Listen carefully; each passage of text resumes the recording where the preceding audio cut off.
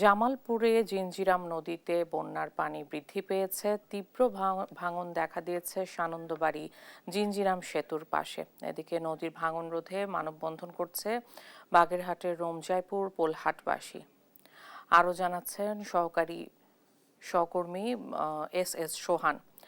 সোহান, এই মুহূর্তে নদী ভাঙন রোধে কর্তৃপক্ষ কোনো ব্যবস্থা নিচ্ছে কিনা?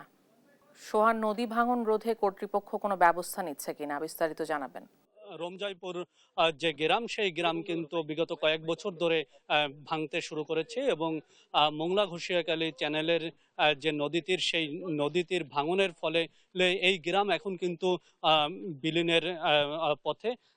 এবং এই ভাঙন রোধে আজকে এলাকাবাসী এখানে জড়ো হয়েছে এবং তারা কিন্তু মানববন্ধন করছে। আমরা তাদের সাথে কথা বলেছি, তারা আমাদেরকে জানিয়েছে যে দীর্ঘ কয়েক বছর ধরে তাদের গ্রামের যে নদী তীর, সেই নদী তীর ভাঙতেছে এবং ভাঙনের ফলে গ্রামের অন্তত 30টি বাড়িঘর কিন্তু বিলীন হয়ে গেছে এবং গ্রামের পাশ থেকে যে রাস্তা ছিল, সেই রাস্তার অন্তত 1.5 কিলোমিটার রাস্তা নদীগর্ভে বিলীন হয়েছে।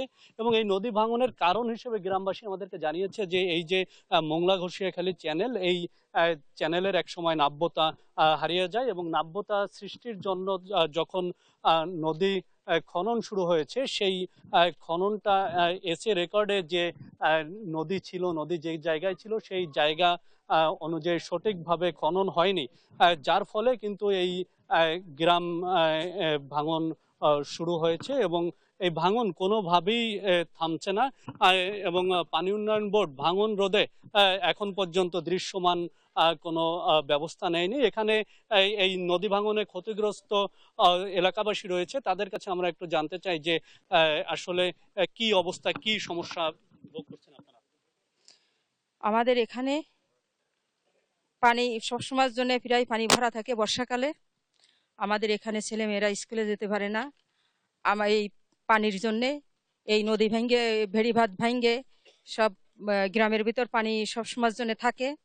দ্বিতীয় কথা, কোনো রান্নাবান্না করতে পারে না। আমাদের এখানে কোনো সাইক্লোন সেন্টার নাই, যে কোনো দুর্যোগ আসলে কি কোনো পানি ভরে গেলে যে সেই জায়গায় যে মানুষ আশ্রয় থাকবে। আসলে আপনারা শুনছিলেন যে ক্ষতিগ্রস্তরা যেভাবে তাদের আকুতি জানাচ্ছিল। আমরা পানি উন্নয়ন বোর্ডের সাথে কথা বলেছি। পানি উন্নয়ন বোর্ডের বাগেরহাটের নির্বাহী প্রকৌশলী আল বিরুনি আমাদেরকে জানিয়েছেন যে এখানে তিনি কয়েকবার পরিদর্শন করেছেন, তবে এখানকার ভাঙন রোধে পানি উন্নয়ন বোর্ড এখন পর্যন্ত কোনো ব্যবস্থা নিতে পারেনি। এখানে ভাঙন রোধে তারা যাতে ব্যবস্থা নিতে পারে, সেজন্য পানি উন্নয়ন বোর্ড প্রধান কার্যালয়ে মৌখিক প্রস্তাবনাও পাঠিয়েছে, কিন্তু সেখান থেকে কোনো প্রতি উত্তর এখন পর্যন্ত পায়নি। এই ছিল বাগেরহাটের রমজিপুর এলাকা থেকে ভাঙনের সর্বশেষ খবর। আমরা চলে যাব জামালপুরে, সেখানে আমাদের সহকর্মী হৃদয় রয়েছেন। আপনি জানাবেন জামালপুরের নদী ভাঙনের কি খবর?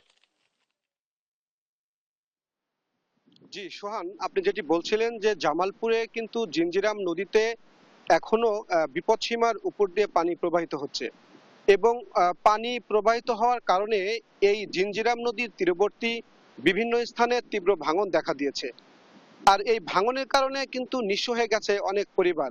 গত কয়েকদিনের টানা বৃষ্টি এবং পাহাড়ি ঢলের ফলে আমরা যেটি দেখেছি, দেওয়ানগঞ্জের চরামখাওয়া ইউনিয়নের সানন্দবাড়ি জিঞ্জিরাম নদীর পূর্ব পাশে যদি একটু দেখাই, যে প্রচুর পরিমাণে ভাঙন সৃষ্টি হয়েছে। এতে করে আমরা দেখেছি যে ভাঙনের মুখে পড়েছে জিঞ্জিরাম সেই সেতুটি, এবং যে সেতুটি প্রায় কোটি টাকা ব্যয়ে নির্মিত হলেও এই সেতু রোধ করার জন্য কোনো রকম পদক্ষেপ কিন্তু গ্রহণ করেনি।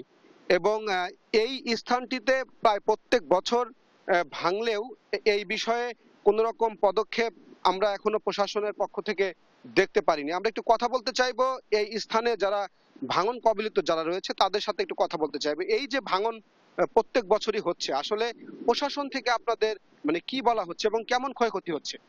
অতীতে মনে করেন যে অনেক এই ভিডিও করে নিয়ে গেছে, ভিডিও করে নিয়ে হারে ভিডিও বিভিন্ন জায়গায় প্রচার করছে, করার পরে খালি মাঝে মধ্যে এসে দেখা গেছে কোনো প্রকার কোনো কাজ হয় না। এবং এবছর শুরুতেই বন্যার শুরুতেই যে ধরনের ক্ষয়ক্ষতি হয়ে গেছে, বেশ কয়েকটা বাড়ি মানে ৫-৭টা বাড়ি ঘর ভাঙচুর হয়ে গেছে গা। এবং বন্যার যেহেতু শুরুতেই এই ধরনের ক্ষতি হয়ে গেছে, এখন যদি কোনো প্রকার কোনো সংস্কার না করা হয়, যে সামনের যে সময়টা আছে এই সময়টা যদি অতিবাহিত হলে আমাদের এলাকার বিশাল ক্ষতি হয়ে যাবে গা। এবং সানন্দবাড়িতে যে ব্রিজ আছে, ব্রিজের বিশাল একটা ক্ষতি হবে। যার ফলে আমি সবিনয় অনুরোধ করি যে এই ঊর্ধ্বতন কর্মকর্তা যারা আছে তারা যেন বিলম্বের মধ্যে কাজটা সংস্কার করে।